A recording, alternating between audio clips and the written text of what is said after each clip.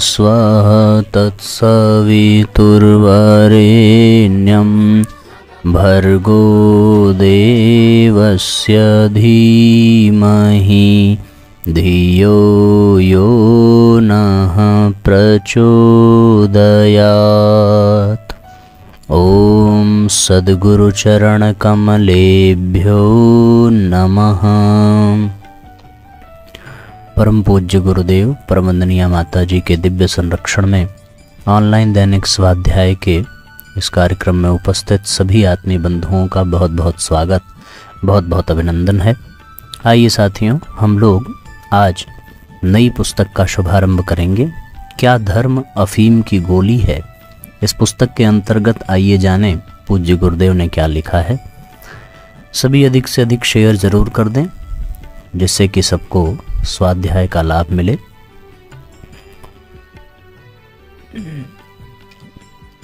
धर्म अफीम की गोली नहीं। 3 दिसंबर 1905 को सोवियत रूस से प्रकाशित पत्र नेवा याजिन में एक समाचार छपा था जिसके अनुसार तत्कालीन सोवियत संघ के साम्यवादी सिद्धांत के जनक और नेता श्री एन लेनिन ने समाजवादी सिद्धांतों के क्रियान्वयन में सर्वोपरि बाधा धर्म को बताया और धर्म की निंदा उसे अफीम की गोली कहकर की। आज साम्यवादी सिद्धांतों में उक्त कथन को सर्वोपरि महत्व देकर स्वीकार किया जाता है और इन्हीं शब्दों की प्रेरणा से कम्युनिस्ट देश कम्युनिज्म के सिद्धांत पर आस्था रखने वाले धर्म तत्व की अवहेलना, उपेक्षा ही नहीं उसकी निंदा भी करते रहते हैं। उक्त विचारधारा का प्रतिपादन पीछे लेनिन के धर्म संबंधी विचार नामक पुस्तिका के रूप में प्रकाशित किया गया और अब उन्हीं विचारों को आधारभूत तथ्य मानकर धार्मिक आस्थाओं और परंपराओं का खंडन किया जाता है। आगे पूज्य गुरुदेव लिखते हैं कि कदाचित कोई उन मूलभूत विचारों पर दृष्टि डाले तो उसे यह समझते देर न लगेगी कि लेनिन की इस मान्यता के पीछे ऐतिहासिक कारण रहे हैं। वे उस समय की परिस्थिति में सही रहे हैं, पर धर्म के यथार्थ स्वरूप की तुलना में न तो उन विचारों में कुछ सत्य है और न वजन। उन दिनों अन्य यूरोपीय देशों की तरह रूस में भी चर्च और उनके पादरी सर्वप्रभुता संपन्न हुआ करते थे। असीमित अधिकार और संपत्ति प्राप्त व्यक्ति में अहंकार जन्य जो भी बुराइयां हो सकती थीं वे उन पादरियों में भी थीं। यही कारण था कि उनके प्रति श्रद्धा पूरी तरह समाप्त हो चुकी थी। अपना आधिपत्य बनाए रखने के लिए पादरियों ने सिद्धांतों की कट्टरता का बोझ लादा। उस स्थिति में किसी भी विचारशील में वही प्रतिक्रिया हो सकती थी जो लेनिन में हुई। वास्तव में लेनिन की आवाज़ आम जनता की प्रतिक्रिया थी। इसी कारण यहाँ धर्म के प्रति अनास्थाओं ने एकाएक जोर पकड़ा, विप्लव हुआ और रूस एक झटके में साम्यवादी देश हो गया। ये बहुत महत्वपूर्ण बात है साथियों। कोई भी विचार समय, परिस्थिति और स्थान के आधार पर व्यक्त किया जाता है। उस एक विचार को ही सदा सर्वदा के लिए सत्य नहीं मान लेना चाहिए। यहाँ लेनिन ने धर्म संबंधी जो भी विचार दिए वो देशकाल परिस्थिति के अनुसार दिए और उस परिस्थिति को गहराई से समझते हुए पूज्य गुरुदेव ने यह वर्णन किया है कि किसी भी विशेष संप्रदाय में अधिक प्रभुता, अधिक संपत्ति मिल जाए तो उसमें बहुत हद तक अहंकार आदि दुर्गुण आ जाते हैं और फिर वो अपने आप को सर्वश्रेष्ठ समझकर अन्य लोगों को पीड़ित प्रताड़ित करने लगते हैं। ऐसी स्थिति में निश्चित रूप से उन संप्रदायों में विकृतियां आ जाती हैं, भोग विलासिता आ जाती है, अनेकानेक अधार्मिक कृत्य भी आ जाते हैं। तो फिर हो जाता है पूरा का पूरा बंटाधार। और फिर जब कोई विचारशील व्यक्ति, जब कोई प्रतिभाशाली व्यक्ति इन चीज़ों को देखता है तो उसके भीतर एक हुक उठती है, जैसे लेनिन ने उसको व्यक्त किया। आगे लिखते हैं कि उन समूचे विचारों को बार बार पढ़ने पर एक भी ऐसा तर्क नहीं मिलता जिनसे सैद्धांतिक रूप में धर्म के सनातन सिद्धांत कटते हों। आर्थिक सामाजिक जीवन को जिस भाग्यवाद से दबाने की बात कही गई है वह पादरियों की तात्कालिक मस्तिष्कीय उपज हो सकती है। वस्तुतः हिंदू धर्म ही नहीं, किन्हीं अन्य धर्मों में भी वैसा नहीं है। हमारे यहाँ पग पग पर पुरुषार्थ सहित सामाजिक भलाई की बात कही गई है।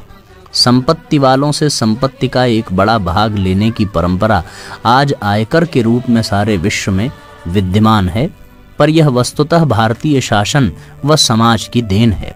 इसका भी संबंध धर्म से ही रहा है। जो आर्थिक और भौतिक जीवन के व्यवहार में इतनी कठोर साम्यवादी विचारधारा का पोषक रहा हो, उस धर्म को ही प्रगति में बाधक मान लेना न केवल भूल अपितु मूर्खता भी है, जबकि धर्म एक विज्ञान सम्मत प्रक्रिया का नाम है। एक बहुत महत्वपूर्ण बात यह है, किसी को गलत ठहराना अथवा किसी को सही ठहराना ये शोध का विषय है। हम किसी को गलत ठहरावें उसके पहले हमें पूर्ण रूपेण उस संबंध में शोध कर लेनी चाहिए, क्योंकि हो सकता है कि हमारा ये वक्तव्य ही गलत निकल जाए। धर्म के संबंध में जितने भी वक्तव्य दिए गए अथवा पाश्चात्य जगत में जो चर्चा हुई, वो सीधे सीधे एक ही बात दर्शाता है कि उनको धर्म की पूर्ण रूपेण और सार्वभौमिक परिभाषा का ज्ञान नहीं है। यदि वास्तव में वो धर्म को गहराई से समझे या अथवा समझे होते तो इस तरह की प्रतिक्रिया कभी भी न निकलती। गुरुदेव लिखते हैं कि धर्म अपने आप में एक विज्ञान सम्मत प्रक्रिया है। वो प्रगति में बाधक नहीं बल्कि प्रगति में सहायक है।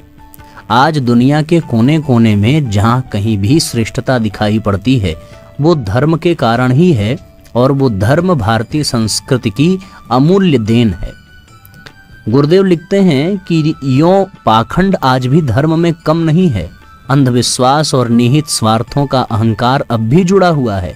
धर्म के उस स्वरूप की जो व्यक्ति को पलायनवादी, भाग्यवादी, विषमतावादी बनाता है, उसकी न केवल निंदा अपितु उसे बहिष्कृत भी किया जाना चाहिए, पर उसका दार्शनिक पक्ष जो प्रत्येक युग, प्रत्येक काल, प्रत्येक परिस्थिति तथा प्रत्येक व्यक्ति के लिए अपरिवर्तनीय है, उसका तिरस्कार मानव जीवन के लिए कितना अहितकर हो सकता है, उसे आज के सामाजिक जीवन और वैयक्तिक आचरण की मर्यादाहीनता के रूप में कहीं भी स्पष्ट देखा जा सकता है। धर्म तो पलायनवादी भगोड़ों का काम है, निंदा केवल उतने ही अंश की हो सकती है। वास्तव में कहीं भी अच्छाई और बुराई दोनों का समुच्चय देखने को मिलता है। कोई भी संप्रदाय हो, कहीं भी कोई भी धर्म हो, उसमें दो पहलू होते हैं। एक पहलू उसे सही सिद्ध करता है, एक पहलू उसे गलत सिद्ध करता है। जहां तक उसमें विकृति दिखाई पड़े वहां तक अवश्य निंदा, अवश्य प्रतिशोध होना चाहिए, अवश्य विरोध होना चाहिए, लेकिन जो श्रेष्ठता है उसका वर्ण सदैव करना चाहिए। एक त्रुटि के नाते, एक कमी के नाते समूचे सिद्धांत को गलत ठहरा देना ये मनुष्य बुद्धि की अपरिपक्वता ही मानी जाएगी। भगोड़ों में से बहुत से तथाकथित अध्यात्म के कोतर में छिपने की कोशिश करते हैं। एकांत में भजन करने और शांति पाने की बात सोचना सर्वसाधारण के लिए उपयोगी नहीं है। यह वैज्ञानिक अन्वेषण एवं अभ्यास का प्रकरण है। अंतर्मुखी होकर सूक्ष्म अति सूक्ष्म सत्ता के गहरे समुद्र में डुबकी लगाने और वहां से बहुमूल्य रत्न राशि ढूंढ लाने के लिए कुशल पनडुब्बी का सा दुस्साहस करना एक महत्वपूर्ण काम है, तो पर वह बन तब पड़ता है जब पहले मन को भली प्रकार निग्रहित कर लिया जाए और एकांत में भी रंगमंच जैसा आनंद आने लगे। यह समय साध्य और अभ्यास साध्य है। ये प्रारंभ नहीं, परिपक्वावस्था है। जो लोग आरंभ में ही एकांत ढूंढते हैं और पहले दिन ही समाधि लगाने की बात सोचते हैं, वे भारी भूल करते हैं। व्यायामशाला में प्रवेश करते ही दंगल जीतने वाला पहलवान कौन बनता है, और पट्टी पूजन के दूसरे दिन ही किसके हाथ में स्नातक होने का प्रमाण पत्र मिल जाता है। बाल बुद्धि से एकाकी आत्म साधना के लिए कुछ लोग भागते हैं, इसके लिए उनकी पूर्व तैयारी तो होती नहीं। जो उत्साह होता है वह भी श्रद्धाजन्य नहीं। जीवन संग्राम की भयंकरता से डरकर कहीं छिपने की पलायनवादी मनोवृत्ति से उत्पन्न हुआ होता है। उसमें न श्रद्धा होती है न गहराई, फलतः मन वहाँ भी नहीं लगता। वापस लौटने में उपहास होने की झिझक से एक असमंजस और खड़ा हो जाता है। आप देख सकते हैं साथियों, जहाँ पर ये अंधविश्वास है और धर्म को इस रूप में परिभाषित किया जाता है कि मनुष्य को अपने गृहस्थ जीवन एवं इस तरह के सामाजिक जीवन को छोड़ करके किसी गुफा में जाकर स्थान ग्रहण करना चाहिए, जब तक अध्यात्म की ऊंचाइयों को पाना चाहिए, तो भावावेश में आकर के व्यक्ति कदम तो उठा लेता है, उसमें कोई श्रद्धा, कोई स्थिरता, कोई दृढ़ता तो होती नहीं, कोई संकल्प तो होता नहीं। कभी कभी दूसरों की नकल देख करके, कभी कभी अपने जीवन की समस्याओं का से छुटकारा अथवा भागने की बात के माध्यम से वो व्यक्ति उस ओर कदम तो बढ़ा देता है, पर जैसी उसकी कल्पना रहती है वैसी कल्पना वो साकार हो नहीं पाती, क्योंकि वास्तव में आंख बंद करते ही किसी को समाधि का आनंद नहीं मिल जाएगा। वह आंख बंद करेगा, ध्यान मुद्रा में बैठेगा, आसन सिद्ध करेगा, यम नियम साधे, प्राण प्रत्याहार करे, धारणा सिद्ध करे, तब जा करके उसे कहीं न कहीं समाधि का आनंद मिलेगा। वैसी ही स्थिति परिस्थिति यहाँ बनती है। अब जब वो कदम उठा देता है, सब कुछ छोड़कर आगे बढ़ गया, पर वहाँ अपेक्षित सफलता न मिली, तो अब पीछे लौटना भी बड़ा मुश्किल हो जाता है, असमंजस की स्थिति हो जाती है। कुछ लोग भजन करने के लिए घर छोड़कर तो नहीं भागते, पर एक विचित्र प्रकार की उदासी धारण कर लेते हैं। ये वैराग्य तो है नहीं, पर कहा या समझा इसी तरह जाता है। अपने कर्तव्यों एवं आश्रितों से उदासीन हो जाना, इस उदासी से उत्पन्न शिथिलता भी भारी पड़ती है। जीवन में इस प्रकार जो रिक्तता उत्पन्न होती है, उसे भरने के लिए कई व्यक्ति पूजा पाठ, सत्संग, साधु संगम जैसा कोई नया आश्रय ढूंढते हैं। यदि उस समय में गंभीरता पूर्वक कदम उठाए गए होते, तो जो कर्मयोग की सनातन प्रक्रिया पहले से ही मौजूद थी, उसे अपनाकर अर्जुन, हनुमान आदि की तरह उभय पक्षी, उभय क्षयी कर्तव्य धर्म भली प्रकार सध सकते थे। लोक और परलोक का समन्वय पूर्ण व्यवहारिक है, साथ ही सरल और सरस भी है। तो एक बड़ी मजेदार बात यह है साथियों कि लोगों ने वैराग्य को उदासीनता समझ लिया है, बल्कि वैराग्य में और अधिक उत्साह और अधिक उमंग और अधिक आनंद होता है। किसी को छोड़ देना, किसी से रिश्ता तोड़ लेना, ये वैराग्य नहीं है। वैराग्य का तात्पर्य है कि अपने मन की रिक्तता को सदा सदा के लिए शांत कर लेना, अपने मन को इतना उत्कृष्ट बना लेना कि हमारे भीतर की समस्त मोहासक्ति समाप्त हो जाए। हम अपने कर्तव्यों में इतना तल्लीन रहें कि कर्मयोग बनने लगे, और इस प्रकार कर्मयोग के माध्यम से हम अपने जीवन को, इस लोक को और परलोक को और भी अधिक व्यवहारिक, और भी अधिक सरल, और भी अधिक सरस बना सकते हैं। वैयक्तिक जीवन में आत्म परिष्कार, पारिवारिक जीवन में सहयोगियों का पोषण संवर्धन, सामाजिक जीवन में सत्प्रवृत्तियों का समर्थन जैसे उत्तरदायित्व हर किसी के सामने होते हैं। उनका निर्वाह भली प्रकार किया जाना चाहिए। इन तीनों ही मोर्चों पर कर्म कौशल का, शौर्य साहस का, विवेक संतुलन का परिचय दिया जाना चाहिए। इनसे मन हटा लेना और कल्पना लोक में विचरण करके मन को समझना ऐसा प्रयत्न है जिससे किसी उद्देश्य की पूर्ति नहीं होती। भाग खड़े होने से समस्याएं और भी अधिक विकराल होती हैं, और पहले जितना उपद्रव चल रहा था उसमें और भी अधिक वृद्धि हो जाती है। मन जिस समाधान को खोजने चला था, वह भी टकराव भरी पगडंडियों में कहाँ मिलता है।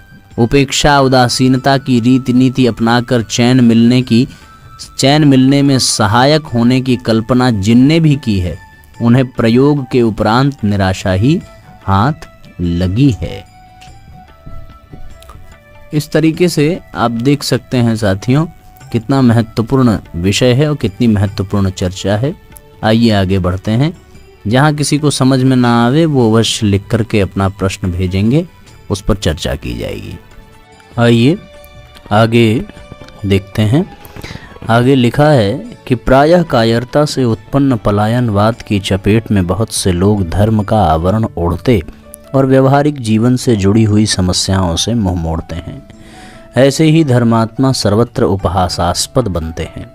हर क्षेत्र में श्रम करने पर उपलब्धियां मिलती हैं। धर्म क्षेत्र में प्रवेश करने पर व्यक्तित्व में तद विषयक प्रखरता उत्पन्न न हो तो सहज ही उसकी निरर्थकता का अनुमान लगाया जाएगा। दर्शकों और पर्यवेक्षकों में सहज ही उसकी बुरी प्रतिक्रिया होगी। धर्मात्माओं की अपरिपक्वता का दोष धर्म और धार्मिकता पर मढ़ा जाएगा। देखा यही जाता है कि धर्म चर्चा करने वाले लोग अपने स्वजन संबंधियों से उदास होते जाते हैं, जिम्मेदारियों से हाथ खींचकर उन्हें और भी अधिक विकृत करते हैं। साथ ही स्वयं भी निराश निष्क्रिय बनकर अपने आप के लिए भारभूत बनते हैं। जहाँ रहते हैं वहाँ भी नीरसता का वातावरण उत्पन्न करते हैं। जिस समुदाय के बीच रहा जाए, जिन लोगों के साथ घनिष्ठता पूर्वक निर्वाह किया जाए, उन्हें पारस्परिक स्नेह, सहयोग, विनोद, उत्साह का लाभ मिलना चाहिए। इसके बिना सहनिर्वाह के साथ जुड़े हुए कर्तव्य की अवहेलना ही होती है। जो माँ स्वयं उदास रहती है और अपने बच्चों पर, पति पर, परिवार पर उदासी थोपे रहती है, वह प्रकारांतर से उन पर अत्याचार ही करती है, भले ही निर्दोष जैसी, दीन दुखी जैसी ही क्यों न दिखती हो। यहाँ महिला का तो उदाहरण भर दिया गया है।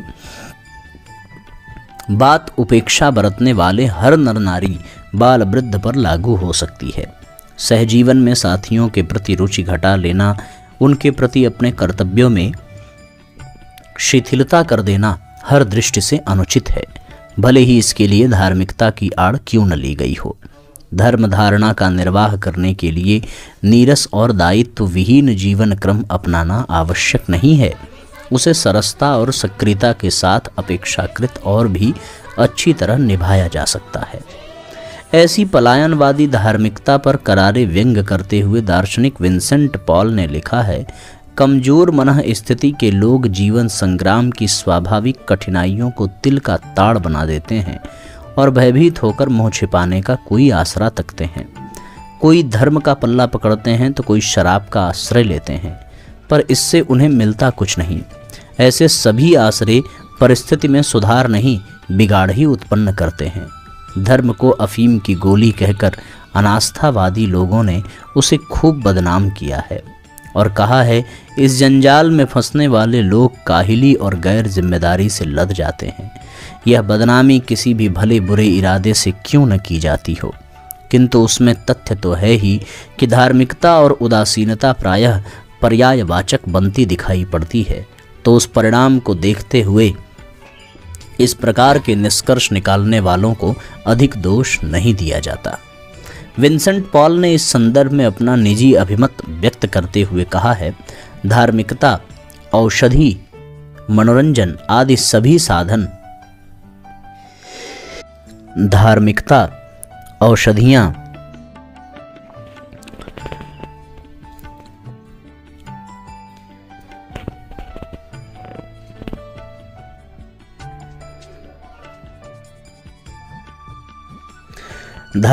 औषधियाँ, मनोरंजन आदि सभी साधन यदि ठीक तरह प्रयुक्त किए जाएं, तो इनके सहारे प्रगति होती है और प्रसन्नता मिलती है।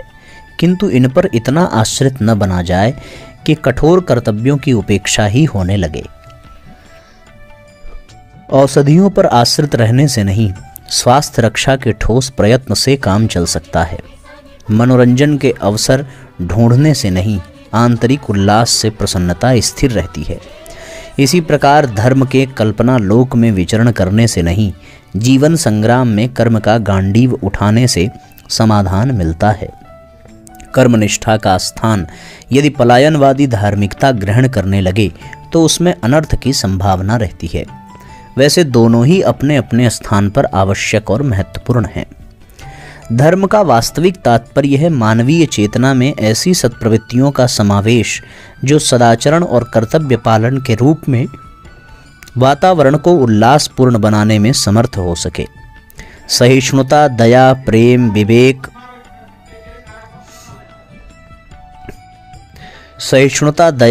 विवेक, उदारता, संयम, सेवा जैसे गुणों में सच्ची धर्मनिष्ठा का परिचय मिलता है। कर्तव्य परायणता को प्रमुखता देने वाला व्यक्ति धर्मात्मा कहा जा सकता है। किंतु आज तो इन सब की उपेक्षा करके मात्र पूजा पठन में निरत रहना ही धर्मपरायणता का चिन्ह बन गया है। धर्म के प्रति अनास्था इसी विकृति के कारण उत्पन्न हुई है। धर्म के कारण लोग पिछड़ेपन के शिकार नहीं हुए हैं, वरन पिछड़े लोगों ने धर्म का आडंबर ओढ़कर उसकी उपयोगिता में संदेह उत्पन्न कर दिया है। नींद की गोली खाने से, नशा पीने से, भाग्यवाद का आश्रय लेने, भाग खड़े होने, उदासीनता धारण करने से उलझने सुलझती नहीं और न पलायनवादी धार्मिकता से किसी को समाधान मिलता है। तथ्यों को समझ जाना चाहिए और समस्याओं का समाधान ढूंढना चाहिए। वह एक तरह से न सही तो दूसरी तरह से हल हो सकती है। जिस तरह हम हल चाहते हैं वही एकमात्र उपाय हो, ऐसी बात नहीं है। खोजने पर ऐसे अनेक आधार निकल सकते हैं जिससे प्रस्तुत कठिनाइयों से निपटना या बचना संभव हो सके। पानी की धार कोई बड़ी चट्टान सामने आने पर किसी दूसरी दिशा में मुड़ जाती है। सीधी टक्कर कठिन पड़ती है तो बगल में रास्ता ढूंढा जाता है। निराशा, कायरता और भीरुता से ग्रसित मनः स्थिति में अपनाया गया धर्माश्रय किसी के कुछ काम नहीं आ सकता। धर्म तो कठोर कर्म का पर्यायवाचक है। धर्मनिष्ठा और कर्मनिष्ठा समान अर्थबोधक है। दूरदर्शी समाधान करने की क्षमता का विकास ही धार्मिकता है। इसी विशेषता के कारण धर्म तत्व को मानव जीवन में सम्मान और उच्च स्थान मिला है। इस मौलिकता से विरत होकर वह अनुपयोगी बनता और बदनाम होता चला जाएगा। धर्म और ईश्वर के प्रति आस्था होने का तात्पर्य है जीवन की गरिमा और उसकी श्रेष्ठता पर सुदृढ़ श्रद्धा। इसकी प्रेरणा से मनुष्य व्यक्तिगत जीवन में ईमानदार, जिम्मेदार और उदार बनता है। ईश्वर विश्वास से जानता है कि उसे पैर इसलिए दिए गए हैं कि उसके सहारे न केवल खड़ा हो वरन आगे चलने का भी प्रयास करे। यदि ईश्वर को लकड़ी का घोड़ा बनाया जाएगा और उस पर चढ़कर सफर करने का इरादा किया जाएगा तो यह आस्तिकता और धार्मिकता के मूल सिद्धांतों का अतिक्रमण ही होगा। यदि तथाकथित अध्यात्मवादियों ने धर्म की यह दुर्गति न की होती तो अनास्थावादियों को या साम्यवादियों को यह कहने का साहस नहीं होता कि धर्म अफीम की गोली है जिसमें प्रत्यक्ष चेतना की अप्रत्यक्ष जगत की खुमारी सवार रहती है। धर्म के वो सभी सिद्धांत जो मनुष्य को प्रत्यक्ष से परे अप्रत्यक्ष और अदृश्य का बोध कराते हैं, दर्पण में दिखने वाले प्रतिबिंब की तरह सत्य और स्पष्ट है। वस्तुतः धर्म ही यथार्थ विज्ञान है। धर्म की नाव पर बैठकर ही आत्मकल्याण, आत्मशांति और आत्मिक प्रगति का समुद्र पार किया जा सकता है, उससे कम में बिल्कुल नहीं। तो आप सब देख सकते हैं साथियों, धर्म का कितना महत्वपूर्ण विषय यहाँ पर पूज्य गुरुदेव ने दिया है। हम सब लोग गहराई से धर्म को समझें, दूसरे को समझाएं और बार बार इस अध्याय का चिंतन करें। किसी के मन में यदि कोई प्रश्न हो तो वो अवश्य अपना प्रश्न रखेंगे। आज के स्वाध्याय को यहीं पर विराम दिया जाता है। गायत्री मंत्र साथ साथ। ओम भूर्भुवः स्वः तत्सवितुर्वरेण्यं भर्गो देवस्य धीमहि धियो यो नः प्रचोदयात्। सभी आत्मीय बंधुओं को बहुत बहुत प्रणाम, सबको बहुत बहुत धन्यवाद, सबको नमस्कार, शुभ रात्रि।